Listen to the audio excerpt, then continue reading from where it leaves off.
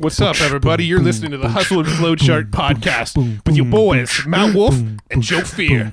Check it. Hey, Joe, how you doing? Hey, pretty good. How are you? I'm feeling great. I did my breathing as I was preparing for this intro recording that Craig has taught us. By the way, who's Craig? Who we got? Matt? We're talking to Craig Ballantyne. That's right, we are. He's actually the owner of earlytorise.com. Yeah. Yes, he is. He has a new book called Unstoppable, and basically, I mean, it's very similar to what we're going to discuss, like this conversation we have with him. It's exactly what the book is. The book goes obviously much, much deeper, and there's a lot of tools that Craig also has available. But addressing anxiety, stress, and all that stuff that we have to live with as humans, but we have the tools and the mechanisms to handle those so we can actually strive and do great things in business and life, of course. And that's what Craig's all about. I think that's what's super cool. That's what his book Unstoppable is all about as well. Yeah. Apparently his clients call him the world's most disciplined man as well. I can see it from the way that he describes how he structures his business. It'll make sense when he talks about his 7x7 strategy in here. Yeah, it'll definitely make sense. He's the dude's disciplined. Or the bumpers that he, like bowling alley. Yeah. The bumper analogy. Craig goes deep into different strategies you can approach your day-to-day lives and put these bumpers that will give you a lot more happier life. Yeah. He built Turbulence Training Empire with over 13 million viewers. Dang. That's a lot. He's got his book, The Perfect Day Formula. Did you already mention that one? Have not mentioned that one, but that is on the list. And he's working on a new one. It's helped 35,000 high performers own the day and take back control of their life. Today, Craig coaches entrepreneurs to double their income and work less using powerful techniques in his new Wall Street best-selling book, Unstoppable. Bam. No, it's solid. Craig was very nice to ship us out a copy of that and check it out prior to this interview. And as I mentioned, even on this podcast, I mentioned my father really quickly. He, at the time of this recording, he passed away last week. And since then, I've been using a lot of the tools and mechanisms that not only Craig describes in this book, because it came at like the perfect time, but also just a lot of the stuff he talks about, just breathing and just exercise, movement, talking to people, getting help, all that stuff that, Craig really harps on inside this episode. It's crazy because it's like what I'm literally going through right now, and it's working. Like, if it wasn't for the tools and the strategies and the support and stuff that he mentions here, and that we've, Matt and I have been talking about a lot, holy crap. Like, I'd be in a whole different headspace right now. And I could see when something, crazy, tragic in my case, but we all live with different stress and anxieties that might be bellowing up over time or compounding up without us really knowing. It still has a very similar effect, I feel like, on the body. Yeah. And in this episode, we do get into how to know when these things are starting to creep up, seeing the early signs of these things creeping up. And then, we talk about some tools that you can use where if you're feeling anxious in the moment, what can you do to sort of help calm the anxiety in the moment? We cover a lot of ground here. Mental health is something that's a topic that we're obviously very passionate about. If you've been listening to our show in the last 9 months, you've heard us talk about it quite a bit, and now even more so with some of the stuff going on personally. And so it's a really good conversation, really timely conversation, and I think a lot of people are going to get a lot out of this, and it's going to help a lot of people overcome a lot of struggles. So I'm excited for you to hear this episode, and if if you struggle with anxiety, if you know other people who struggle with anxiety, share this episode with them. Let's stop making some of these mental health topics taboo topics. Let's start spreading the word around these topics. Let's start sharing some of these things. If you find value in some of our discussions around mental health, share them with other people who you think can benefit, because that's sort of our mission now is to make sure that less people suffer from this stuff. Yeah, we can all grow businesses and have a great life and all that stuff. At the end of the day, we need to keep our minds in a good spot. And we're in this together, and no one is alone in that. And it's only alone if you think you're alone, but you're not. No one's alone. For So, sure. yeah, reach out if you have any questions too. If you want to chat about stuff, if you've been through this kind of stuff, like, I mean, that helps us as well, like, because we love to hear what you're learning, what you've experienced, and maybe some of the struggles we've gone through and gone past, like the ways that you've done that.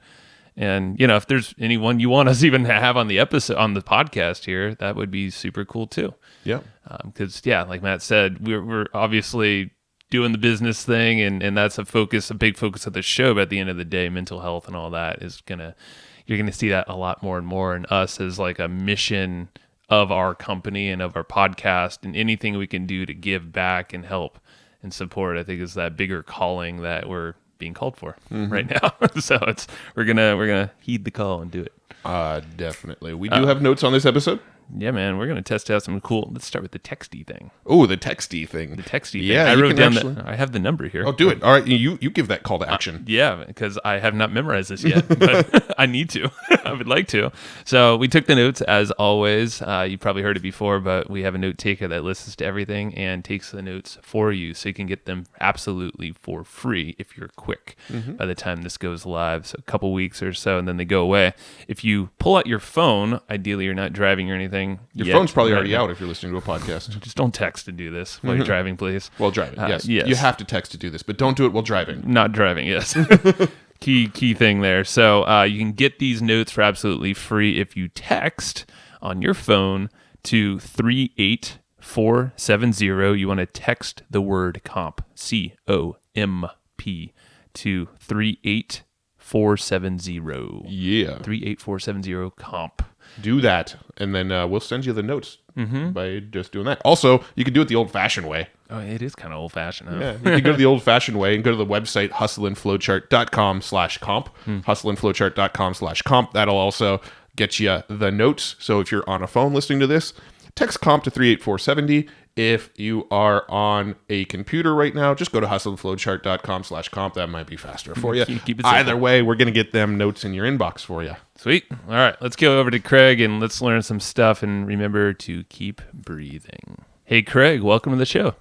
Hey, this is going to be a lot of fun. Thanks, guys. Yeah, man. I mean, you speak our language with everything you put out there in your work. I mean, you have your new book, Unstoppable.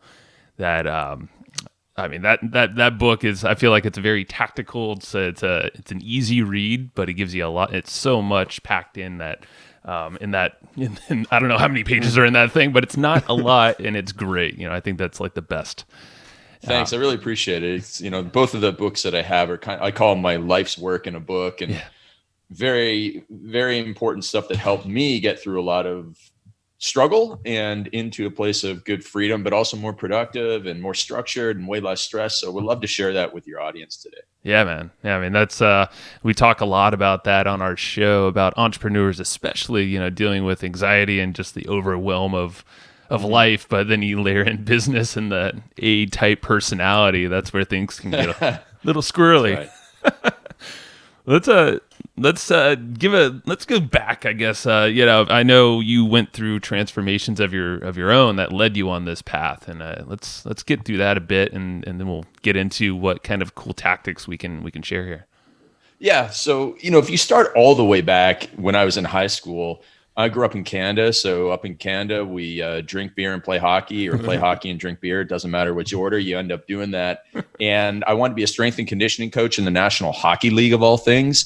But I was also a binge drinker as an angry young kid, not like getting in fights or anything, but just really frustrated. And so I set down the course of personal development, and that led me into the fitness industry, which allowed me to transform a lot of lives. But then in 2006, when I was like at the peak of my success, early on in my career, I had massive anxiety attacks that made me go to the emergency room twice in a period of 3.5 months. And it was a real tough time in my life. I wouldn't call it a dark time. It was just a tough time. It was a real challenge. I was like, man, I'll just do anything to get rid of this. And then I discovered a whole bunch of tools, which I keep in my toolbox to this day. And I teach a lot of other entrepreneurs. And it's something that I continue to work on. I was talking to somebody, a friend today, about, hey, what can I do? I'm still got a little bit of envy in me. I still got a little bit of frustration. I gotta keep on evolving. So that's kind of my life story in a very short amount of time, or at least my mentality. You can see the kind of stuff, the way that I think, and what drives me to do what I do. Yeah. No, it's interesting. So what was that? What did that look like back when you were going to the ER? Could you put your finger on what that was that really triggered this? And then, of course, you had a transformation, and after that process, it sounds like. Yeah, so acutely, it was 7 Red Bulls in an evening. That'll do it. Yeah. So anybody out there, keep it to 5 or less, I guess I would say. No, keep it to like half of 1 or less. Yeah. So anyways, it was around Christmas time, right? And I was still a personal trainer a little bit, and I was running my online business, and I had what I called the paradox of freedom. I really didn't have to be, except for a couple of training clients, I didn't have to be anywhere at any particular time, and I could work all that I wanted, and I could party all that I wanted. And in Toronto, where I lived, it's kind of like New York, and you can go out any night of the week. And so I tested that theory and proved it to be true. And around Christmas time, I was working all the time, partying all the time, and drinking, and I was exhausted. So when you hear about like those celebrities who have like or go into some rehab for exhaustion, I know what that meant now. I'm like, oh, I get it. So on January 1st, I woke up with a hangover that was unlike any other one. My heart started pounding. So I paced around my tiny little apartment for 11 hours. And then I finally gave up, went to the emergency room. There's nobody in there. It's January 1st on a Sunday evening. You know, everybody's gone home from their mistakes of the evening before. And so I walk in, and there's this guy about my age, and he looks at me like, what are you doing here? I'm trying to like read a book or something. And he was disgusted with me. And then I said, I think I'm having a heart attack. And his face changed like immediately. And they took me to the back of the room, back of the hospital, and nurse like held my hand and petted my stomach and my head. And then I was out of there in like 30 minutes. And then I did it again, like 3.5 months later. I was training somebody, and I asked this 5'3", 310-pound obese lawyer if he would take me to the emergency room, which, if one of the guys should have been going to the emergency room, it was not me. Right. He looked at me like I had 9 heads. As that's the thing with obesity, or not obesity, anxiety, mental illness, whatever you want to call it, is that on the outside, you look normal, right? It's not like I had a broken arm where it's like, oh man, you need to go to the hospital. Yep. Like I looked great. I had 6-pack abs. I looked like a fitness model. It was, the peak of my physicality. And I was on the inside, I was going crazy and, breaking down. So I went to the emergency room. They gave me a chest x-ray and a heart rate monitor. And they told me to bring the heart rate monitor back in 24 hours. And when I did, they said, we'll call you in 24 hours if there's anything wrong. So I set a timer and started watching the clock, and they didn't call me. And then the weight of the world lifted off my shoulders. So anybody listening to this, and you're waking up in the middle of the night and your chest is it's like, oh my God, somebody put a piano on my chest, or my heart is pounding, or I've got tingling from the top of my head down to my fingertips, which I had, or you've got something, right? I had a burning under my left pec, like where your heart's supposed to be. I always like when the anxiety was coming on, I had that. If you've got that stuff, trust me, you can get through it. You just need some tools in your toolbox. You need to, first of all, go to your doctor and make sure that there's nothing physically wrong with you. But once you know there's nothing physically wrong with you, then it's like, oh, so that just means, like, the way that I look at it, guys, is there's a puzzle in my head that needs to be solved, like a Rubik's Cube. And, the breathing will get it all yellow on this side. And the, some of the stuff I talk about on Unstoppable, it'll make it blue and green on the other side. Now I like to get it, orange and red. And I've solved the puzzle in my head. And that's the way that I look at it. And I've got 900 tools in my anti-anxiety toolbox that I can help myself with. I can help other entrepreneurs with. I can help you with. I can help a teenager with. I can help a person who's caring for their parents and their kids and who's struggling.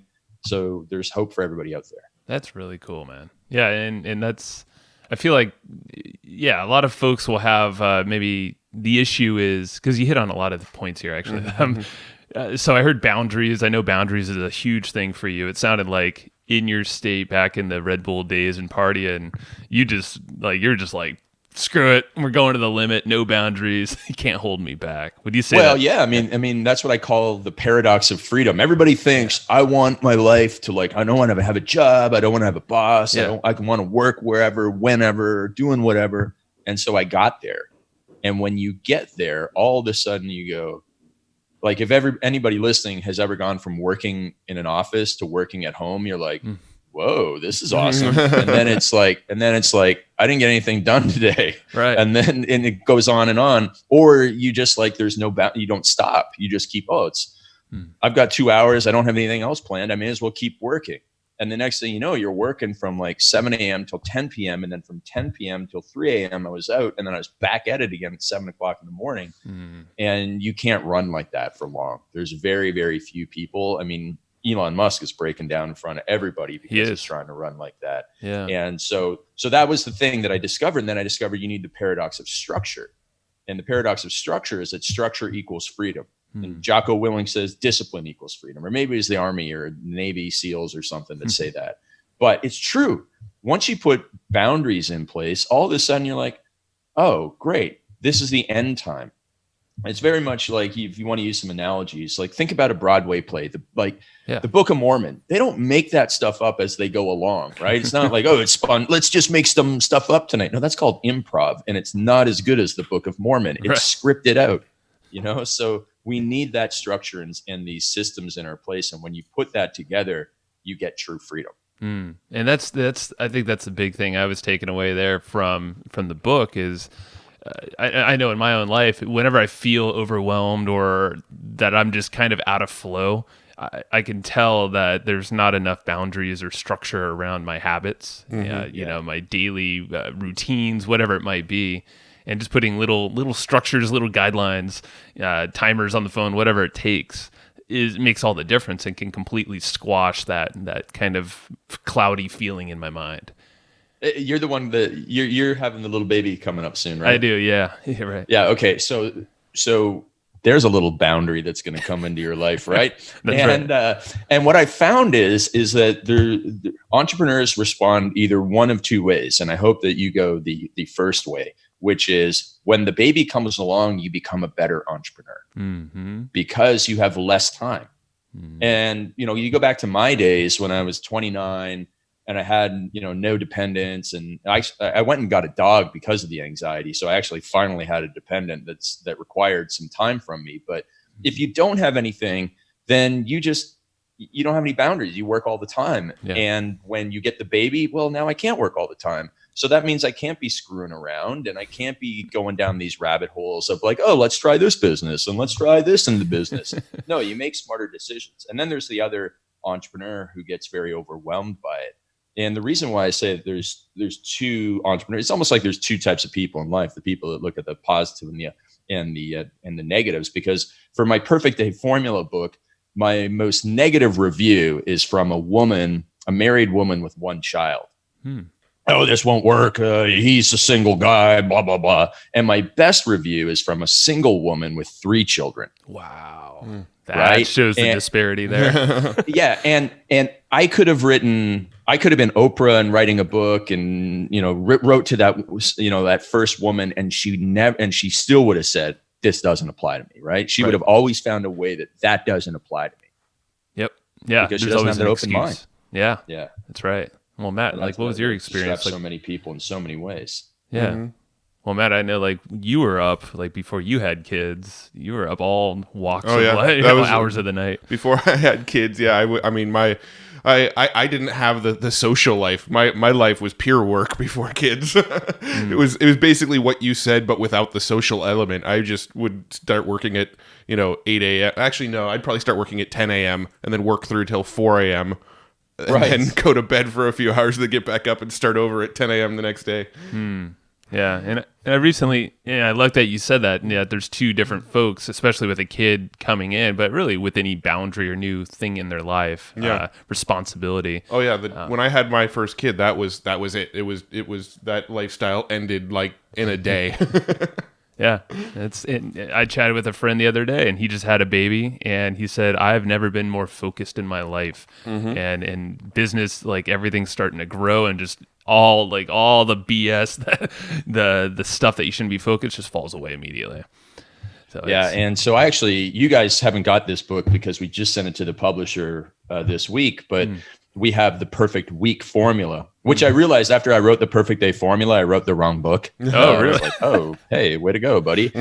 Spent 3 years of your life writing the wrong book. Now, of course, the book is great, but we realized not every day looks the same. So Right. we wrote the perfect week formula, and we put more bumpers and boundaries in place. And so you will learn, when your baby's old enough that when like 3 or 4 years old, maybe 5 or 6 or 7 or 8, I'm not sure, you'll take them bowling for the first time. And what happens when you take a little kid bowling? The bumpers The bumpers go up so they don't roll gutter balls. Yeah. And and the analogy here is for adults. We don't put bumpers up in our life, and we roll gutter balls in our life, right? Ooh. Like I did back in the day. So you put up bumpers and boundaries. The way that we teach people is we teach people to, the quote is, build your business around your life and not your life around your business. So build your business around your life, not your life around your business. So if you think about your 7-day calendar, we call it a 7x7 grid, this empty box. Each square on the way down is about 2 to 3 hours. And then you got Monday through Sunday across the top. And you're starting with a blank 7x7 grid. Now, what is most entrepreneurs? They're going to be like, oh, well, I got to put these meetings on, and here's where when I'm going to work and grind and hustle and blah blah blah. No, opposite. We're going to put bumpers and boundaries in place first. Date night goes on the calendar first. Family dinners with grandma, family time on Saturday, planning time on Sunday morning. Your 2 or 3 workouts per week that you're going to get while you're a busy entrepreneur. Your morning routine goes on there. Your evening cutoff routine. I've got this thing to help people overcome overwhelm that they got to do at the end of the day. That goes on there. Then your bedtime, and we teach people to use a reverse alarm, which is, so you get to bed on time. That all goes on the calendar first. Now we can talk about work. Now we can, and then that goes back to what you guys were saying, what your friend said.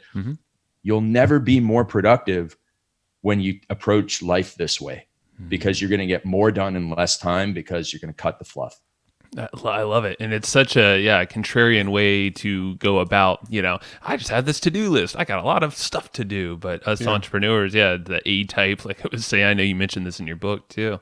We just feel like that takes precedence typically, but it's flipped. It should be flipped, like as you described. It's kind of like, when you're going on a vacation or whatever, right? You're going to be gone for 2 weeks, and you have all this shit you got to get done before that vacation.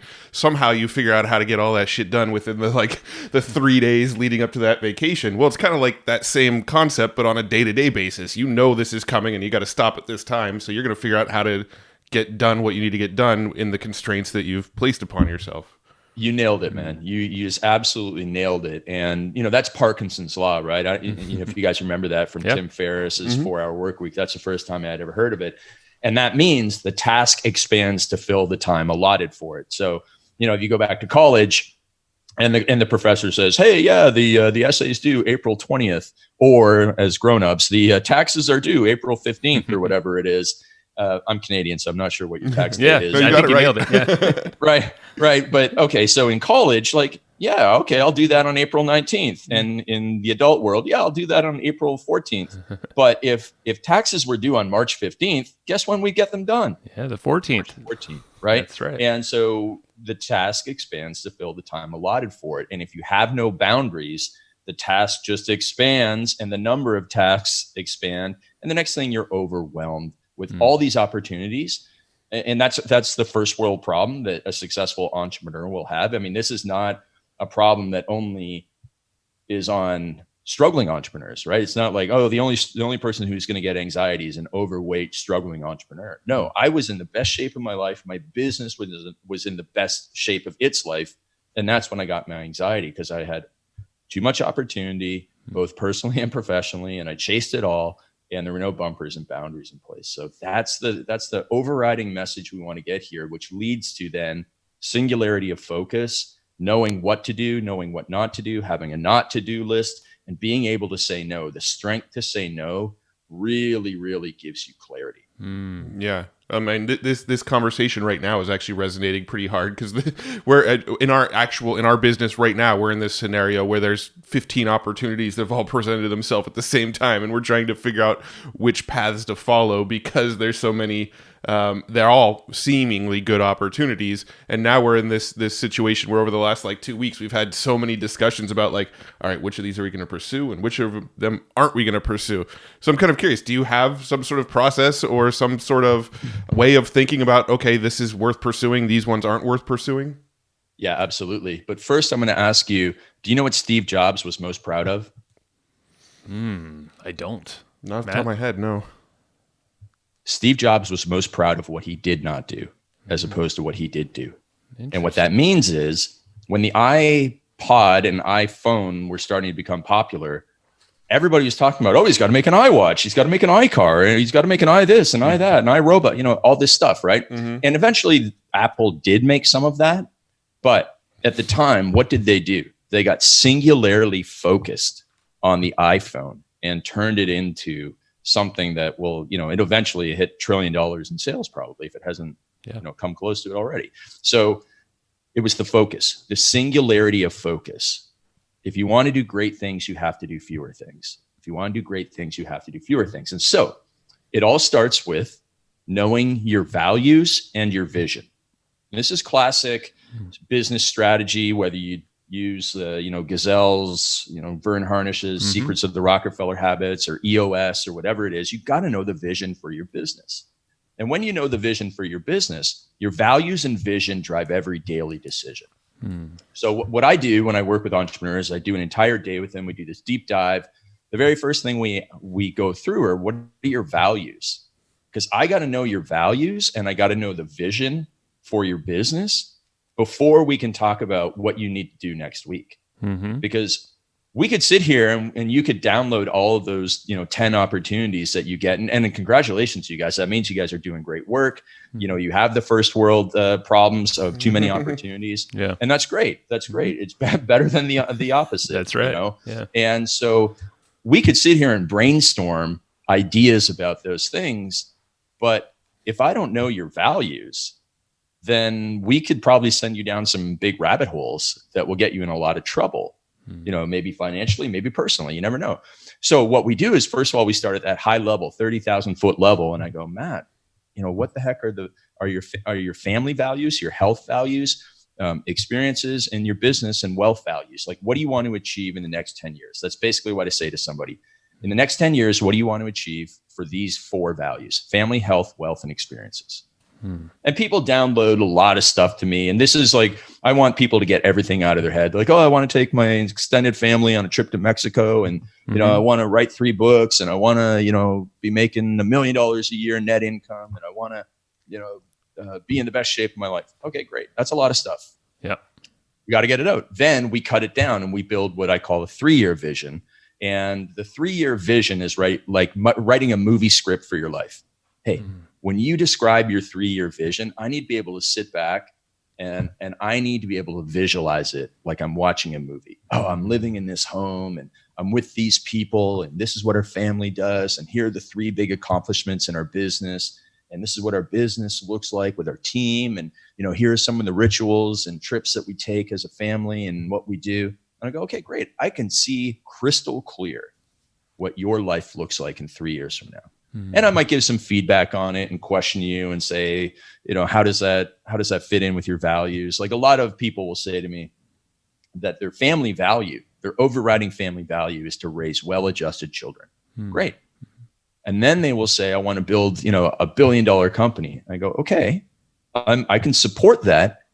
But you need to understand that most people that build $1 billion company, they might not have the most well-adjusted children because they're probably not going to be around. Right. Like, you understand that building $1 billion company is going to take a huge amount of sacrifice. So we just make sure that we're all on the same page. And then we cut down, and I ask them a bunch of other questions to get them to think bigger, to think different, or overcome some obstacles and anxieties in their life. And then we go and build a 1-year plan based off the 3-year plan. And then from the 1-year plan, we build a 90-day quarterly plan. And now we know, and then a 30-day fast start guide, which includes what to do in the next 24 hours. And now I know exactly what you should be doing. And you know exactly what you should be doing. And it's crystal freaking clear. Yeah. Yeah. I love that, because that takes any kind of ego out of a decision-making process, which is probably, I don't know, I would like to hear your thoughts about it. It seems like that would almost weigh a lot heavier than most people's just practical, like the vision and values.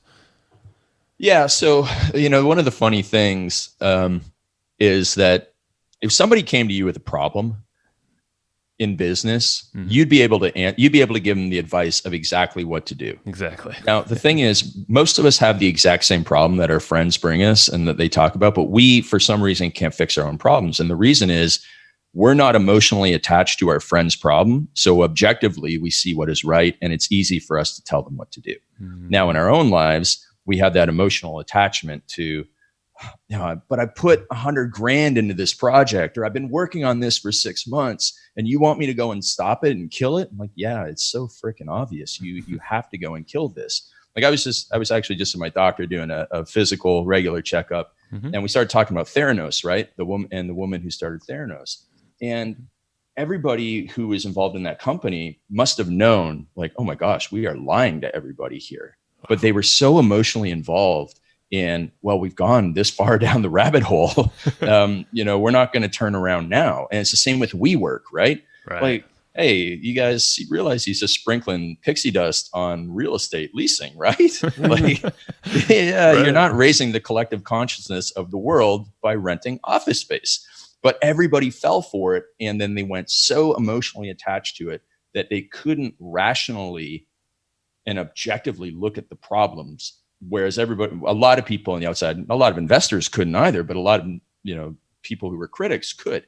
And so I think I answered your question, or at least addressed what you were saying. But again, with the ego stuff, we need to strip it. It's very hard. The emotion and the ego is hard to strip out of it. But when you see, I like to call it alignment. Like if you say, oh, I want to have $1 billion company. And then you say, but you know what? I'm not giving up Netflix and date night and it's time with my kids. I'm like, okay, like there's only like 2 or 3 Jesse Itzlers in the world who can like maybe pull that off. And even him, I think he works a ton too. Well, he's also married to another billionaire, so he's got that leg up. It helps. But I mean, that guy, he has great stories. He spoke at our mastermind that I run with my friend Bedros, and he's like, yeah, like I just jumped on this private airplane one time with these guys and sold them net jets or whatever it was. Like, like he's the kind of guy that go to the ends of the earth. He actually would bike 20 miles at 2:00 in the morning on the Long Island Expressway to go and record a rap album. Like not a lot of people are going to do that. That's true. And that's what you have to do in order to become a billionaire. So most people, again, they're not aligned with what they want to accomplish. Like all these crazy dreams they have. It's great to have crazy dreams, but we need to also be realistic and take the ego and emotion out of it. And then we put people on the right path. And it's like, hey, if we can build you a $10 million company and a happy marriage at the same time, you okay with that? Yeah, I guess. Is that enough for you? Yeah, right. Right. Like I don't have 10 million bucks, but I can barely spend the money I have now.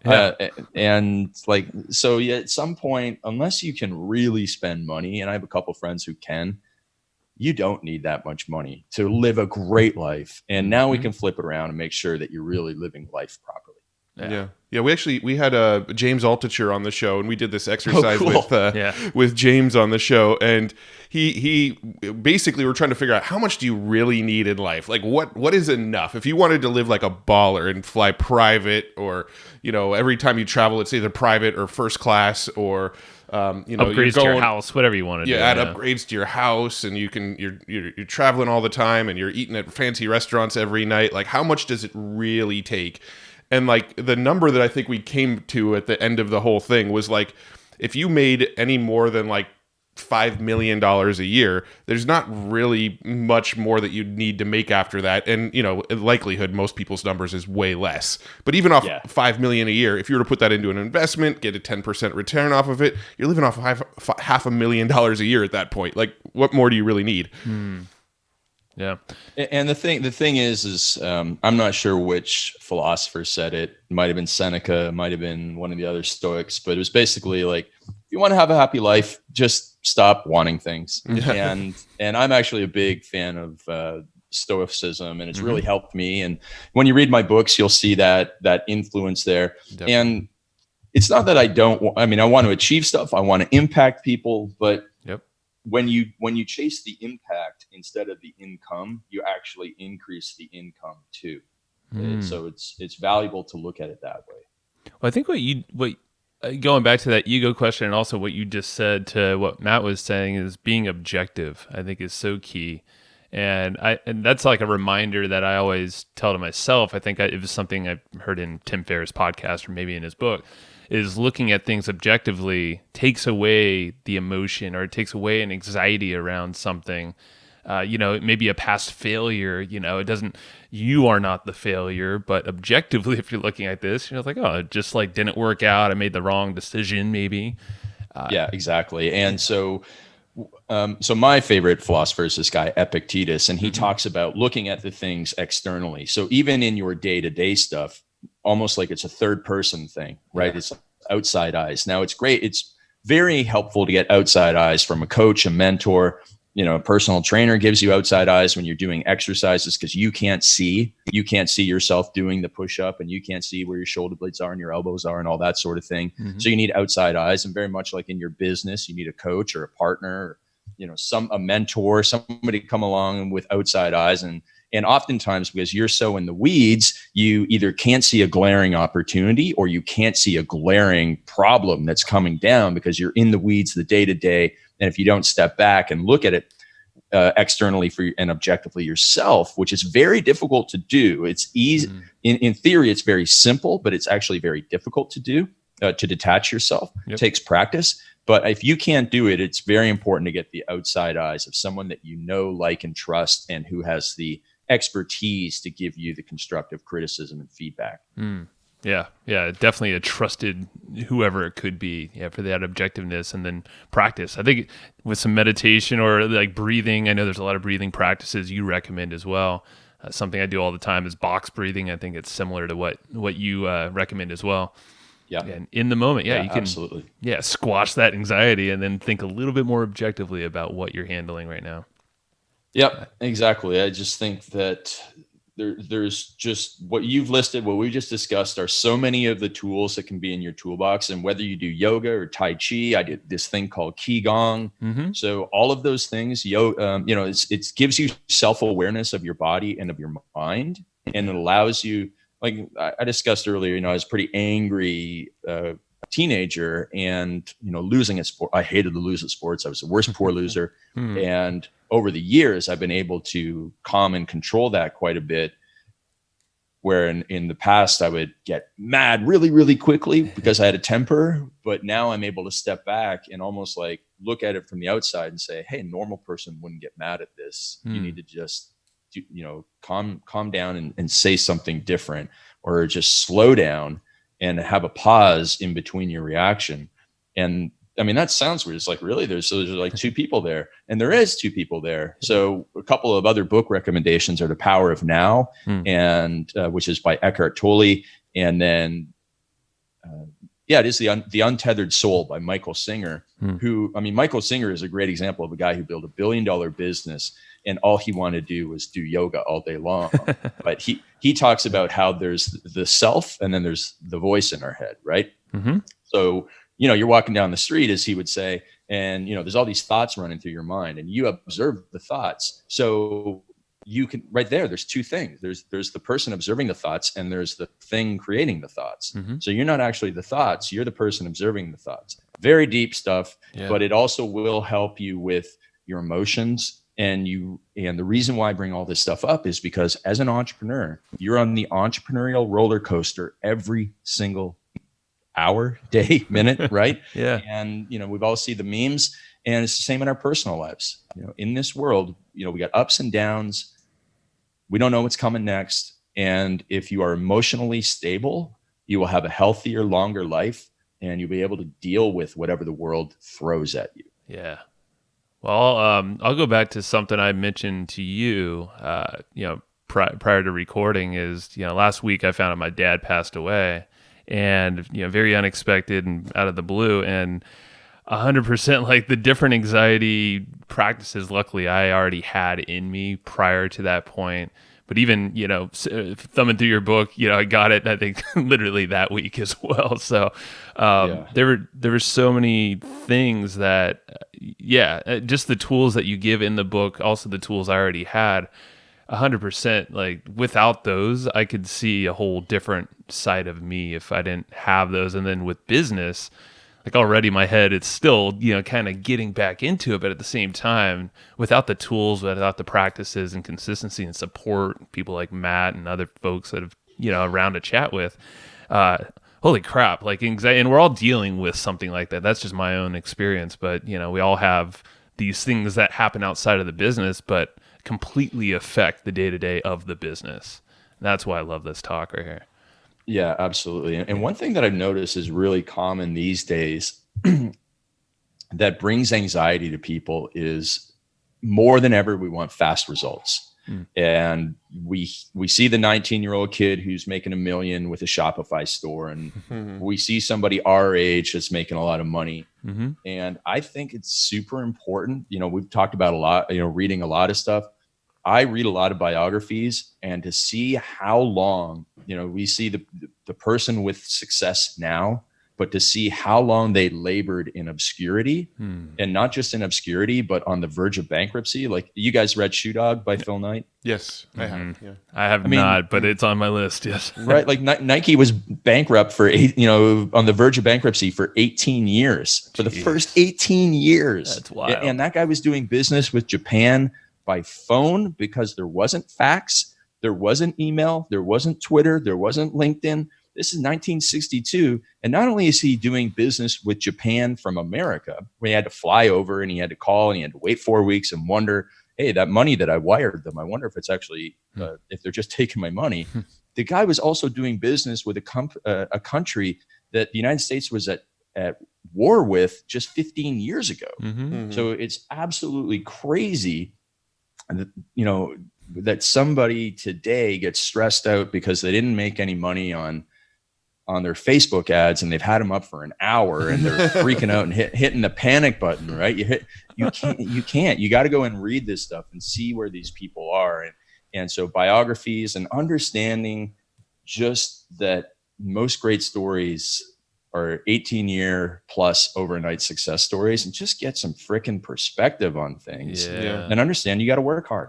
Yeah, even a more recent example, sort of in our marketing world industry, is Roland Frazier, one of the guys who was an owner at Digital Marketer. Yeah, he posted something on Facebook just last week about like how so many entrepreneurs just think, hey, we sort of leapfrog to the top or whatever.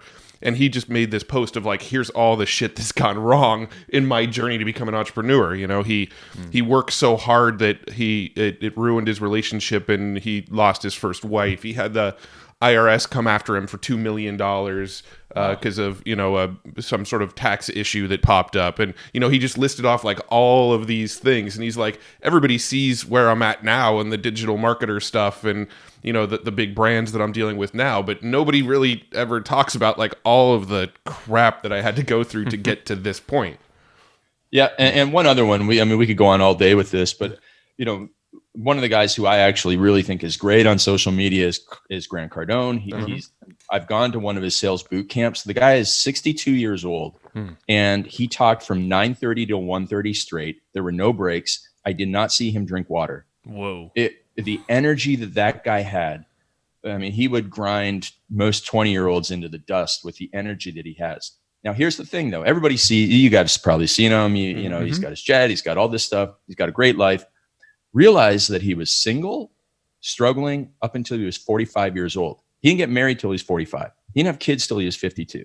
And so everybody, I want to be like Grant Cardone. Okay, great. Go and travel America doing speaking every weekend for 20 years with no family and, not being able to find the love of your life. Yep. Go and do that. And then you can have a lot of money. And are you willing to do that? No, of course not. Of course not. So you want what he has without doing what he has done. And that will cause a lot of problems inside your mind if you do that. Yeah. That goes back to the values and vision. It seems like it all kind of starts right there. It's getting so damn clear. And there's this bodybuilder guy. So I'm in the fitness world, and most people who know this bodybuilder know this phrase. His name is Ronnie Coleman, and he was a he was a cop, but he ended up being the Mr. Olympia, which is the thing that Arnold won back in the day. That's right. Ronnie Coleman was Mr. Olympia like 7 years in a row. And he has this great quote, and it goes like this: everybody want to be a bodybuilder, but nobody want to lift no heavy ass weights. And it's true. Yeah. I mean, this guy would do walking lunges in a parking lot with 225 pounds on his back, all day long. Right. Jeez, yeah. And everybody wants to be the bodybuilder, but nobody wants to lift the weights. That's essentially just, that's first world problems in a nutshell right there. That is. You're right. And we can go on and on about social media and all the other different implications and things that are feeding our subconscious every single day. And again, back to your boundaries statement, put some boundaries on social media or whatever these inputs are that could maybe cloud your judgment of your own path, because you're on your own path. And absolutely. And I'm a huge believer that social media can be a positive force. Like in my life, social media is nothing but positive. I follow 11 people on Instagram, and the only people that I follow on Instagram bring value into my life. I have maybe only 150 friends on Facebook, but we got tens of thousands of followers. But the stuff that I let into my feed only puts a smile on my face, or is only from a couple of friends. My LinkedIn, same thing, and I don't watch any crap on YouTube. And so social media has done nothing but bring positives into my life, and you can design it. And the way that I look at social media, and I teach this from stage, is that every single day you wake up and you are going to war with tens of thousands of PhDs from MIT and Silicon Valley, whose overriding job in life is to make you addicted to the phone. So there we go. We got the world's best minds. They're doing one of two things. They're making us addicted to our phones, or they're food scientists making us addicted to Doritos. So that's where we put our best minds, is making us addicted to crappy things. So every day you wake up and you're in this war. And if you play by their rules, and their rules include allowing notifications on your main thing and having hundreds of apps and all that sort of stuff, if you do that, you are going to lose that battle against your phone every day. What I teach people to do: delete all, or remove all notifications, delete as many apps as possible. I have a grand total of 6 apps. I have Uber, I have Instagram, I have the Aura Ring app, and I have Cut Story. Those are the 4 apps on my phone. Wow. That's it. I don't use. I like when someone says, "Hey, you got to download the app for this." I'm like, I don't know how to do that. And the less you can know about tech, the better in most cases. Yeah. So now my phone does not suck me in. I mean, Instagram is still a sucker, but I have learned how to put it in airplane mode, turn it off, put it in another room, and put it in a desk drawer. Those are the 4 things. I talk about destroying distractions and tossing temptations from your life, and that will make you more disciplined. A lot of people think they have to do a whole bunch of stuff in order to become disciplined. No, you actually have to remove things from your life in order to become disciplined. Yeah. And for me, when the phone's in the other room and it's not within my eyesight, and I have to go through a bunch of stuff to get to a thing, it's very difficult for me to get off track. And that's very important for you to understand. If you struggle with alcohol, get it out of the house. Never go to places where it's served. You got to go to extremes here, and it's going to stop you from getting into trouble. If you binge eat certain food, never have it in the house. Never go to the place where they serve it. Man, you want to avoid gossip and toxic people. Stay out of the environments where the toxic gossipers are. Staying out of trouble. That's why it's called staying out of trouble. It's true. Don't get into it. And you'll never have to worry about staying out of it. That's it. Yeah. It also sounds like kind of the other lesson there is, if you are going to have social media, follow the stuff that uplifts you. Don't follow the stuff that's going to lead you to comparing yourself to other people. Yeah. And when you find yourself feeling that way, you got to ruthlessly destroy it. And I hear all the time from people who are like, but what if somebody finds out I unfollow them? That is I'm not joking. Grown men ask me this. Yeah. And I'm like, you are so weak that that matter. Like if somebody found out that you didn't follow them on social media, like first of all, those people would be so petty that they would give you a hard time. Like you spend time with people like that. or like to even think about that is ridiculous. Yeah. It is absolutely ridiculous. And so listen, at one point in your life, you were not following them on social media. Let's go back to that time. Yeah. And everything will be okay. That is funny. I mean, I literally don't even know how people know when people unfollow them. Who knows? Yeah, right. But I like what you're saying here, Craig, because I feel like that is a source of anxiety. It seems so minuscule and weak, which it is, but at the same time, it's so powerful for some people. Like it tugs at them and can create this anxiety that they can't control or they don't know how to control. And it sounds like it starts with well, here. Have you ever read the book? Have you read the book *Sapiens*? Yes. Yes. I've got about 25% of the way through it, but I've started it. It's a great read because unlike, it's not like a business book where I have to take 100 notes on it. Like you can just read it and it's entertaining. Yeah. But it's a journey. It was either in that book or it was in another one of his books or some other place that I read. Every one of today's vices used to be a virtue. Mm. Yeah. So the fact that we want to eat 10,000 calories at a sitting, well, in 10,000 years ago, you had to do that in order to survive. And 10,000 years ago, if you stood out from the tribe, you were a dead man. Mm-hmm. Oh, you're not going to be one of the tribe? Out. And you go and die in isolation. So all this stuff that causes us problems today was actually good 10,000 years ago. Wow. And it's so, it's kind of cliche to say it's not your fault, but it's not your fault. We are wired in the wrongest ways for the modern world. Yeah. About the technology, about, the food scientists at Doritos, they're just preying on what worked 10,000 years ago. They're making it sweet, salty, whatever it is to make us addicted to the thing, because 10,000 years ago, that was actually beneficial to us when we found something like a berry. It's like, yes, eat these things because that will be beneficial for you. Mm-hmm. Mm-hmm. So, man, I mean, it's all messed up. It really is. And but the solution is what we talked about before. Yeah. Externally look at what you are doing. And when you notice, hey, you know what?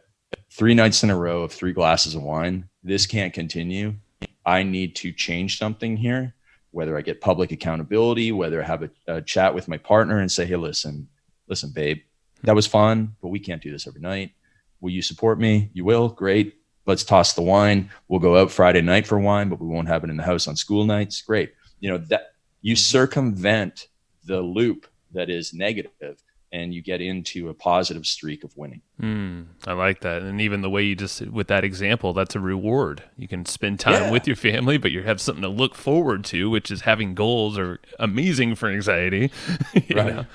Exactly. I love that. Yeah. No, I want to just quickly hit on, because I know we started this whole conversation with anxiety and all that, but for folks who might be listening, who, maybe from your perspective, I'd like to hear what are some signs of anxiety or stress or just like a downward feeling that folks can identify and at least start to put up some boundaries in some of these things we're talking about? Well, yeah, that's a great question. So I would say that if you are negatively focused, if you find there's something wrong in everything, if there's a lot of worry and fear about the future, a lot of people, they will think, oh my goodness, well, what if this happens? Well, has it happened? No. Well, then don't even think about it. I mean, you will deal with it when you have to deal with it. But right now, there's no point in you thinking, well, what happens if I hire an employee and then after 6 months of training them, they leave? Well, what happens if they get hit by a bus? Like, what happens? We'll deal with it. But everybody's making up these things in their head. And if you find yourself always making up the things in your head, that is definitely a pathway down to anxiety. And then also not sleeping, overconsumption of stimulants, any form, nicotine, caffeine, recreational drugs, anything that's a stimulant, definitely no bueno. Anything that increases your adrenaline, so short, shallow breathing from your upper chest, combined with stimulants, combined with a lack of sleep, combined with that fear of the future, oh, that is a recipe for disaster. So everybody listening, externally look at yourself. So imagine you are one of your friends and give yourself a once over, give yourself an audit. Am I checking those boxes? Am I, working too much? Am I keeping all the problems in my head? Am I suffering in silence? That's a huge one. Am I putting everything on my back? Am I doing all of the work and refusing to ask for help? So putting everything on your back is where it's like, oh, well, I'll just do it because I don't want to bother anyone, or I'll just do it because it'll take me too long to train somebody. I'll just do it because no one else can do it as good as me. That's a warning sign. And then very much like, remember that movie, The Green Mile? Michael Clark Duncan, he takes in everybody's pain. Yep. If you're one of those people who takes in everybody's pain, but does not exhale it, you are going to end up with a lot of problems, because there is, woo-woo-ish stuff. There is definitely something to keeping negative emotions inside. You are on a train track to run it into a mountain for sure. Yeah. So make sure that you are talking it out, journaling. I mean, it doesn't matter what you do, but you got to get it out of you. You got to get it out so that you're, in my book, I say if you keep it inside, your anxiety engine revs, your wheels spin, and your mind races. Yeah. And everybody knows what that's like. And they're like, yes, I've been there. And, like everybody's been, go back to college when you had a boyfriend or girlfriend, you're like, oh my gosh, they didn't call me last night. They were with somebody else. And like, you make up all these things in your head. And that's a great analogy for, fast forward to being an entrepreneur. Oh my goodness, are we going to lose this account? That team member, I think they like snubbed me today in the meeting. As you're just making crap up in your head. And that's the path to anxiety for sure. And all those things that we've talked about are the ways to overcome that. Yeah. Now you mentioned journaling, and when it comes up, do you have any sort of other sort of like tools or mechanisms to, like, if you feel it sort of coming up in you, like you start to feel like maybe this is an anxiety attack coming up, do you have any tools to sort of squash it back down?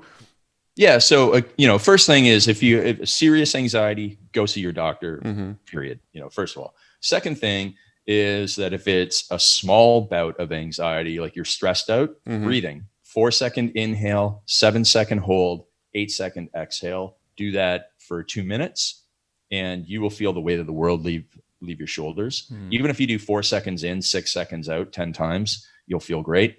Then also, there is no shame in going to a therapist. No, every single entrepreneur should be going to a therapist to talk it out. These are trained professionals in cognitive behavioral therapy.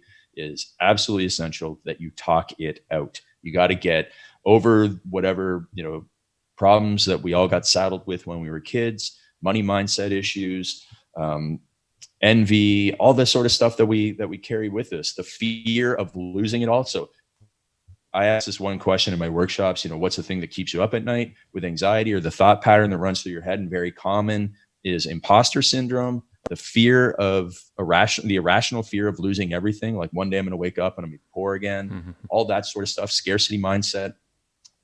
You ain't going to get rid of that on your own. You can chop away at it a little bit, but you got to go and get professional help. And there is nothing wrong with it. It's like going to a personal trainer. There's nothing wrong with it. And so that sort of stuff. Then, we do the gratitude journaling, in that kit that I sent you guys, there's a gratitude journal that really changed my mindset, because it was very helpful for me to be a skeptical, cynical guy when I was in college, because I was in exercise physiology, and you were supposed to like completely break down another person's scientific study to see where it went wrong and, how do we make it better, that sort of stuff. But then once I left college, being a cynical, skeptical person doesn't work in a lot of industries or in social life, to like think that everybody that is nice to you is out to get something from you. That's the way I thought for a long time. And I would meet really nice people and I'd be like, I don't like this person. Wow. Yeah. Yeah. No, I mean, that's great advice too. We had Justin Goff on. I think you may be familiar with Justin's him. a good friend of mine. Yeah. Yeah. We talked about that, and he said that starting to go to a therapist completely changed his life. Like that was the turning point for him in his life. 100%. Yeah. And Howard Stern, somebody that I follow kind of closely because I love his interview style, and same thing. That's a legend. Yeah, Howard Stern said that his life completely changed by going through therapy. In fact, if anybody who listens to Howard Stern shows, you probably realize within the last 10 years, the format of the show completely changed to where he was kind of being a dick to people to now he's actually trying to get inside people's minds a little more. Yeah. And he said that was all just a mechanism. Therapy was the mechanism that sort of changed that for him and gave him more empathy towards other people and started to make him realize this path I'm going down with my show is the wrong path. Oh, that's so cool. It is, man. Well, let's wrap this sucker up. I think we gave a lot of tools, and Craig, amazing for everything you laid out here. I think it's going to help. Oh yeah, it was a little all over the place, but this was definitely one of the most fun interviews I've done. So thanks for entertaining me. You did it for us as well, man. I appreciate it. So Unstoppable is your book, and they can grab that everywhere, I'm assuming, right? Yeah, Amazon or beunstoppablebook.com comes with a video course there too for free. Mm-hmm. Awesome. And then you said you've got a new book coming out. When is that one going to be ready for people? It'll be we're giving it out at my big event, the retreat. So you guys will get a copy if you're there. So it'll be on Amazon late November, and the audiobook won't be done until December. If anybody loves audiobooks, get Get Unstoppable on audiobook. It's the best work I've ever done. Wow. Very nice. I'm grabbing that. I've got about 5 Audible credits right now, so you're in. I do voices. It's amazing. It's really fantastic. I love it. The fact that you are doing it yourself is even better. Most don't do that. Yeah, I didn't for my first book, The Perfect Day Formula. I had somebody else do it, and because I was actually, ironically, too busy, and then I went and did it, and I do a lot of video, and I've got my kind of almost acting chops down now, so I really enjoy it. Cool. And it really speaks to the reader a whole lot more when it's from me. Awesome, man. Well, you mentioned a couple books as well, Power Now and Untethered Soul. We always kind of ask those at the end, and Shoe Dog as well. So amazing. Well, I think there's a couple of other books I'd like to recommend if that's Please, okay. Definitely. Yeah. I think that this book should be mandatory reading for high school kids across the world. If it was, I think it would change the world. And it's Man's Search for Meaning by Viktor Frankl. Oh, okay. Have you guys never read that? No. I had never read that one. Have it's actually come up multiple times on the show, but I think it's one that I haven't picked up yet. Yeah. I mean, this is a guy who survived a concentration camp, but I didn't know this until after, many years after I read the book. He didn't have to go. Whoa. He was in Switzerland, but his parents were still back in Poland, I think. And he could have left them there, which obviously doesn't sound like a good thing, but most people probably did leave their parents there. He went back for them and then went and spent years in a concentration camp and then wrote about how you survive it, and you survive it with your mind. And, it's a powerful, powerful book. Wow. And then the other book, a book that really has changed my life, and I don't, that's a cliche, but it certainly is true, is The Art of Living by Sharon LaBelle. And that is actually just a short translation of Epictetus's teachings. So it's kind of like the Tao Te Ching, it's like you could read just one page per day. And I buy it for everybody who's got anxiety, stress, comparison syndrome, all that sort of stuff. It'll set your mind right. Read it once a year. Oh, these are amazing. Okay. I'm grabbing all these. Everything's resonating. All right, Craig, this is great. Anywhere else that folks should go and check out your stuff? We already dropped the book. We'll link everything in the show notes as well. Yeah, even after I told you not to follow anybody on Instagram, go to Instagram, and I'm real Craig Ballantyne, and it's positive stuff every day for sure. Cool, man. All right. Cool. Appreciate your time, Craig. This has been great. No problem, guys. Talk soon. Hey, thanks for listening to that episode. Hopefully you enjoyed it. You dang right you did. Of course you enjoyed it.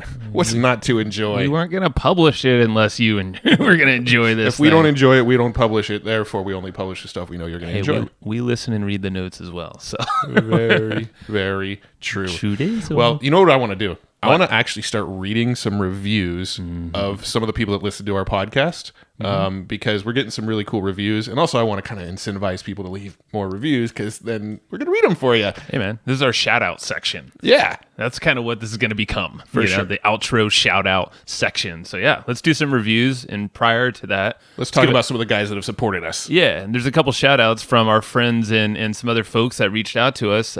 These two actually are our friends. They're pretty close friends of ours, and they support our show. So, if you want to get more of an exclusive shout out, reach out to us. We have a couple spots available occasionally, so it depends. But the first, our buddy of ours, actually Steve Olsher, he's in one of our masterminds. He runs a podcast called Beyond 8 Figures. And they're chatting with just amazing entrepreneurs who have either exited or they currently run a business that is above 10 million. And they basically grill. So they have 3 hosts over there. It's Steve Olsher, Mary Goulet, and Richie Ote. They're all buddies of ours as well, all in San Diego. And they basically grill them until they figure out their methodologies, the tactics and action steps that actually got them to accomplish that, which are what few companies would ever get to that point. For sure. It's a great podcast. They cover a lot of ground. And, the whole thing is trying to uncover what goes into creating an 8-figure business so that other businesses could sort of reverse engineer the success. Yeah. So amazing podcast. That's Steve Olsher's Beyond 8 Figures podcast. Definitely go check it out on Apple Podcasts and everywhere where you listen to your favorite shows. You're going to like it. It's very similar to this one with different approaches. So I think if you're a fan of this, you're going to love his show, Beyond 8 Figures. And then our other supporter for this episode is our good buddy Casey Zeman's Easy Webinar. Bam! And both these guys have actually been on our show too, Steve and Casey. Yeah. So if you like them, you can even check out an episode too. Yeah. So check out easywebinar.com/hustle because Casey put together a 20% off deal for listeners of Hustle and Flowchart. So easywebinar.com/hustle. Now, Easy Webinar is kind of a webinar tool, but it has live webinars. It's got automated webinars. It's got kind of hybrid webinars.